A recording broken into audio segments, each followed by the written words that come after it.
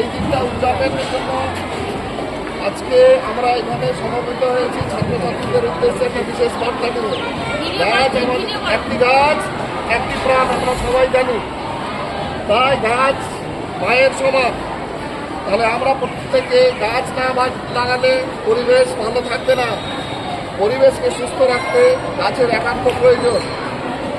সেজন্য আমরা যেমন মাকে ভালোবাসি, তাই সবচেয়ে কাকে ভালোবাসি? আমরা মাকে ভালোবাসি।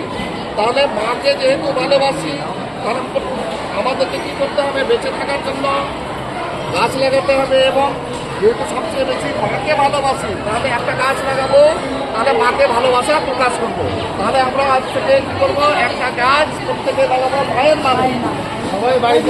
সবাই বাড়িতে গিয়ে মায়ের নামে একটা করে গাছ লাগাবে, যাতে পরিবেশ সুন্দর থাকে, আমরা সুস্থ বাতাস নিতে পারি, অক্সিজেন পাই, পরিবেশ ভালো হয়।